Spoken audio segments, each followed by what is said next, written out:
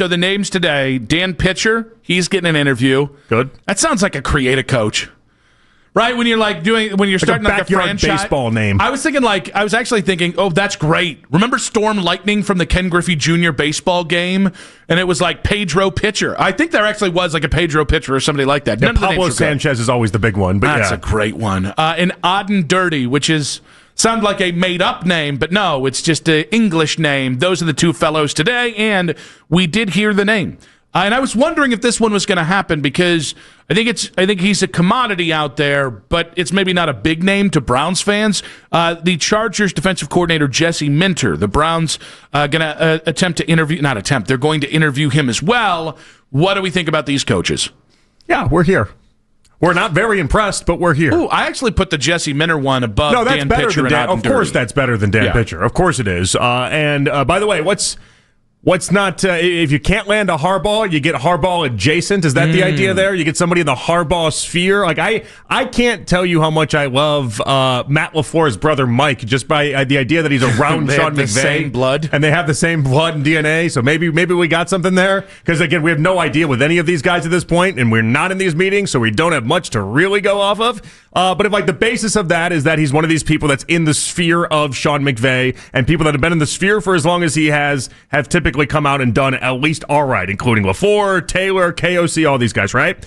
Well, the Harbaugh sphere is a pretty good sphere to fall into. And Jesse Minter not only was there, obviously they won a title with Michigan, but then has followed him into the NFL with the Chargers. And so, he is Harbaugh's guy. And so that's not a bad thing. He's also a coach's kid. His dad, Rick, was the head coach at Cincinnati for, I want to say, I'm going to butcher this, but 8, 9, 10 years back in the day. So he grew up in football. I do think the fact, by the way, that because of the way Harbaugh being a former quarterback and offensive side of the ball kind of guy, Jesse Minter is the head coach of the defense. Now, in fairness, Jim Harbaugh's the head coach of everything, but I like the fact that if you go, hey, who's responsible for the defensive success of these LA Chargers, you got to give a lot to the scheme of Jesse Minter. Right. Does first-year head coach, as a defensive side of the ball, first-year head coach scream, that's what I want for this coaching search? Probably not. But there's worse names than Jesse Minter out there for sure. Oh, but he does. Okay, so this is going to be the push and pull of this search. Like Mike McDaniel, who we I think we both came around to yesterday in our conversation. I came around to. I started off the gate let's go. And then I went up to you by saying he's number 2 on my list. He was number 2 on my list on the 2 o'clock hour. I think I said number 1. Ooh. Well, wait, no. Harbaugh's number 1. That would be one up. But that's a different list. No, and to be fair, my list I had him 2 while just leaving Harbaugh completely off the list because I didn't think it was attainable at this point. That is fair. Now I'm very confused about lists and whatnot. But either way, we both think highly of him. Yeah, I think so. McDaniel gives you offensive mind. You keep Schwartz. You have an offensive head coach, a defensive head coach. You've got 2 guys that can develop talent and scheme the hell out of some football. That's why that one makes sense to me. With Jesse Minter, I think some of the things that we've talked about that I like are the idea of he's a people person, meaning he's not a people pleaser, but he's a good communicator. He's I don't want to say disciplinarian, but kind of a traditional defensive football coach. And I think the defensive side of the ball is where a lot of the motivators tend to come from, thinking of Mike Tomlin first off as a guy who's that's one of the big names there. I think Brian Flores is another kind of motivator from the defensive side of the ball. Mike McDonald in Seattle is another motivator on the defensive side of the ball.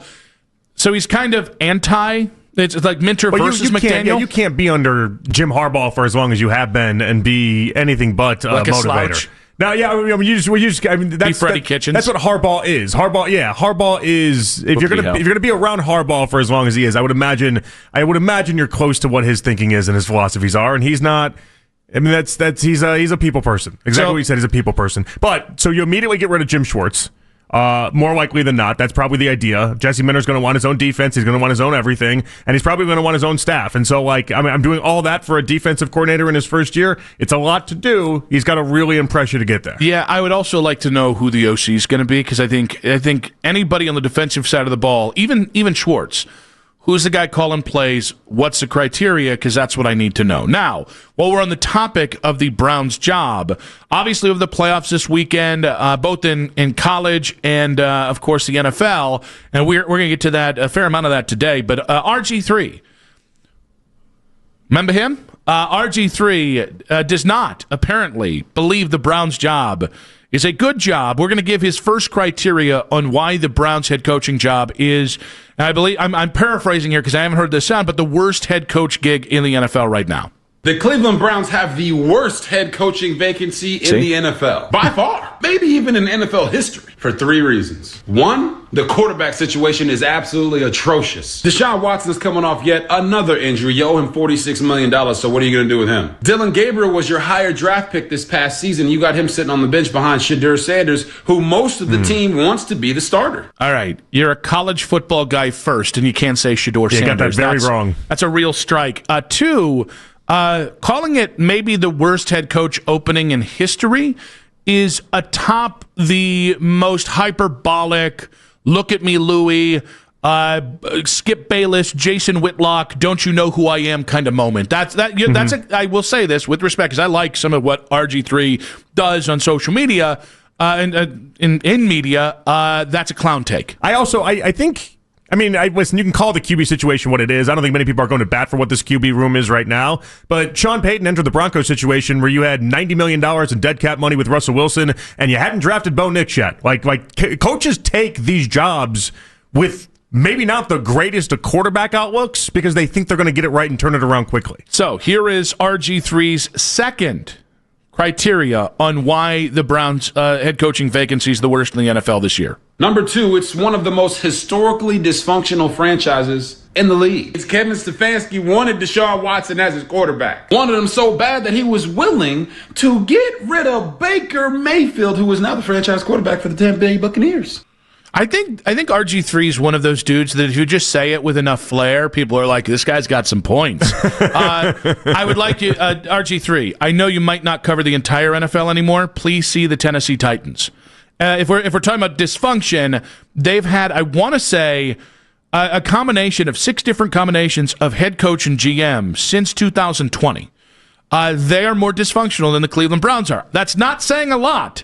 But just off the rip. And if I could $1 Bob you here for a second, I feel like not only are the Titans added to that list, the Raiders are more dysfunctional than the Browns. The Dolphins are more dysfunctional than the Browns right now. Guys, the Giants. Cardinals are more dysfunctional than there's a lot of dysfunctional teams at the moment. The Browns are not they're not the last on this list. Every one of those teams that we've mentioned have had more head coaches than the Browns since 2020. Right. All right, so let's get the last one here about RG3's criteria on why the Browns' job is the worst vacancy in the NFL this cycle. And number 3, you're going to have to answer to a GM in Andrew Berry who's now put himself on the hot seat. The Cleveland Browns have only won 8 games in the last 2 years. It was clear this year that Andrew Berry wanted Shedeur Sanders and that Kevin Stefanski wanted Dylan Gabriel at quarterback. So now you come in as a head coach and you might as well go ahead and trade Dylan Gabriel to wherever Kevin Stefanski ends up. Then you got to make a decision on whether you believe in Shedeur Sanders as your starter or not. Because if you do, you build around him and you give him a full offseason to get better and develop. But if you don't, you got to go with Deshaun Watson and you got to trade Shedeur Sanders as well. Because his gravitas in the locker room and the belief that he has built up in the city is too much for him to be a backup. If I was the next coach of the Cleveland Browns, I'd keep Shedeur Sanders and build around him, trade away Dylan Gabriel, and tell Deshaun Watson, see you later. He said Shedeur 3 different ways in there. He got to a very different conclusion than I thought he was going to get to. At one point, he traded Shedeur, and then all of a sudden, he made him the starting quarterback. I actually do like his thought process with Dylan Gabriel, though. Yeah, so wait, you like him trading Dylan Gabriel? Thought about that. No, Stefanski in particular. Because Stefanski likes him so much, I hadn't considered the idea that RG3. That's a good point by him. Yeah, Stefanski, whatever you want. You can trade for Dylan Gabriel. All it's going to take is a 3rd-round pick. Sure, yeah, let's get it back. Yeah, same pick you spent on him. You go ahead and with your new team, go get him back. Was it 92nd pick? We'll give you Dylan Gabriel for that this year. Let's do that. That sounds good. Because we're good people, and that's what we like to do. But he is missing the larger point on this, and that he's missing every point. Yeah, I mean, he consistently missed a lot of points. But like, if you're a hardball, if you're somebody we actually want, if you're Sean McDermott and you shake free, if you're LaFleur and you shake free, you don't have to worry about Andrew Berry. Andrew Berry is going to be the least of your concerns. You can fire him the moment that you get hired for the job if you want. Like, you don't have to worry about Andrew Berry. I promise you. And here's the other thing. None of the other coaches. So Harbaugh's the one guy that can walk in and say, that guy's not my GM, right? And Jimmy Haslam will say candidly, yes, right? Like that's, and by the way, I would be surprised if Jimmy and Andrew hadn't had some semblance of a conversation about, I'm going to do anything I can get to get this guy if Jimmy's truly interested in John Harbaugh. All this being said, everybody else fits into the thing that you're trying to build here. Like Mike McDaniel, I think if he waits a year, might have some power. To a thing that you pointed out yesterday is going to age well, I think, for Mike McDaniel. Yeah. And then it's going to come around. And if you're the Lions offensive coordinator and you've got them in the NFC title game with that offense again, oh hey, Mike McDaniel becomes the legend of Mike McDaniel because he didn't be a head coach for 1 year. Mike McDaniel today. If Mike wants to be a head coach in the NFL, you will report to Andrew Berry. Yeah, you get no say. And you will Mike accept your role within this. And by the way, that guy's probably got more options than anybody else we've talked about. Which is why, as of right now, I feel like Andrew Berry's pushing really hard for the Jesse Minter types. He's pushing really hard, trying to make Dan Pitcher and everything, because he still then gets to be the guy that tells him what to do. He gets to be the guy in charge. He's not worried about his job, but there are big enough names out there that Andrew Berry has to worry he's going to get Jacksonville'd.